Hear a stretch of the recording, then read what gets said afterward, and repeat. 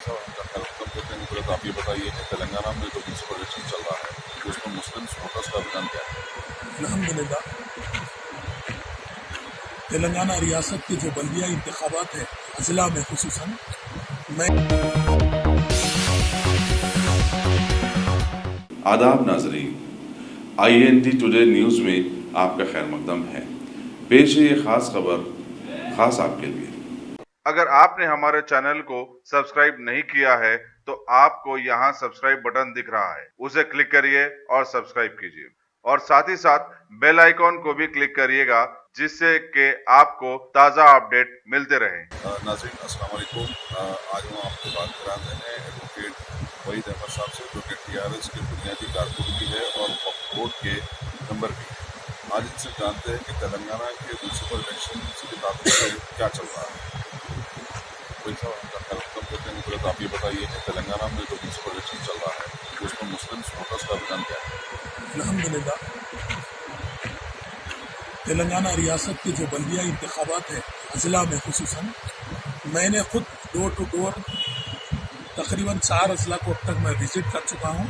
अल्लाह के फजल करम से बहुत बड़ी मेजॉरिटी के साथ इंशाल्लाह TRS भारी अक्सरियत से TRS के उम्मीदवार कामयाब होंगे और कई जगह ऐसी है जहां पर यूनानी मजहबी TRS के कैंडिडेट जीते हैं और बाद जगह ना बीजेपी के कैंडिडेट का पता है और ना कई जगह से बीजेपी को कैंडिडेट भी नहीं मिला।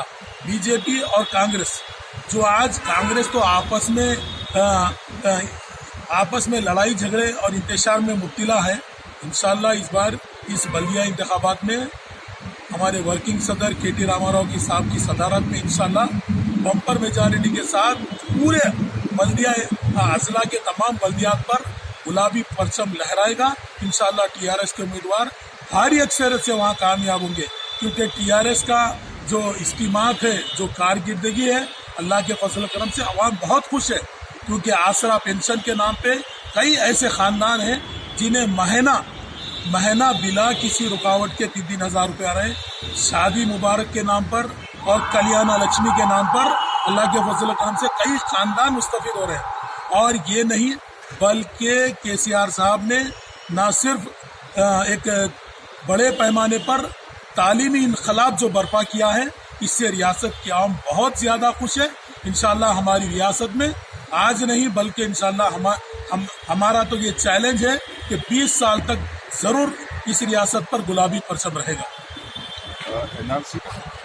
मैं साफ तौर पे मैं खुद भी अजला का दौरा कर रहा हूँ और मैं ये बता दूँ साफ तौर पे तेलंगाना राष्ट्रीय समिति के हमारे जो पार्लियामेंट्री लीडर है DB पाटिल साहब ने खुद हमारे तमाम MPs को व्हिप जारी किया था और हमारे तमाम पार्लियामेंट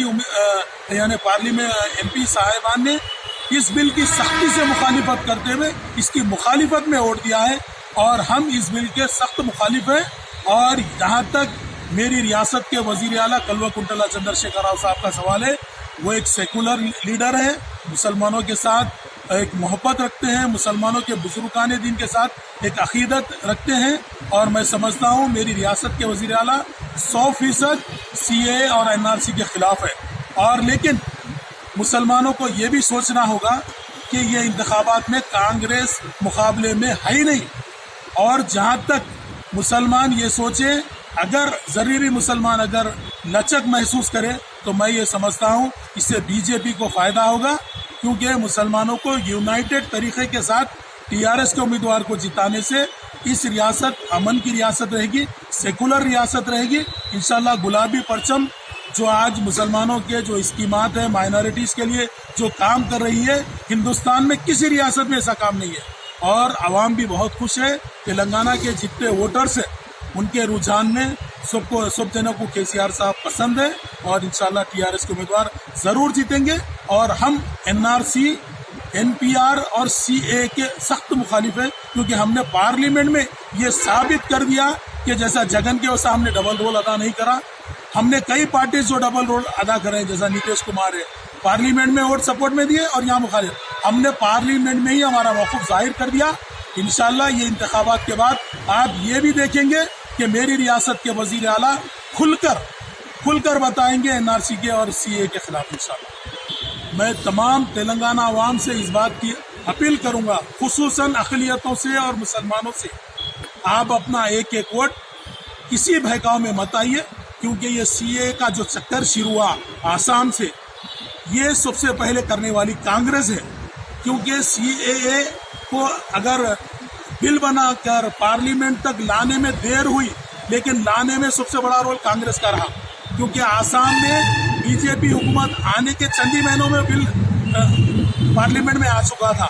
ये आसाम को देखते हुए पूरे हिंदुस्तान पे लाना चाहते हैं।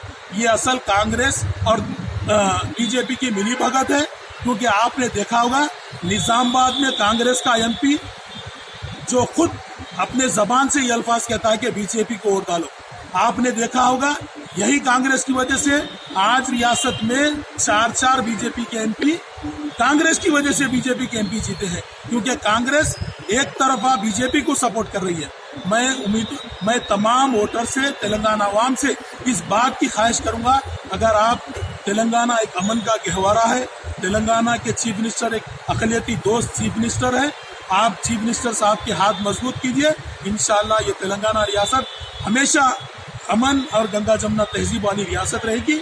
और मेरे रियासत के वजीर आला कल्वकुंतला चंद्रशेखर राव साहब वो कायद है जिन्होंने मुसलमानों के मदरस में, जैसे कि मैं बता दूं, जामे निजामिया में किसी चीफ मिनिस्टर ने आज तक एक भी तारीख उठाकर बता लीजिए मदरसे का दौरा करा और मदरसे को बगैर किसी लेबल के मेरी रियासत के वजीर आला ने 17 करोड़ की लागत से वहां पर ऑडिटोरियम तामीर किया।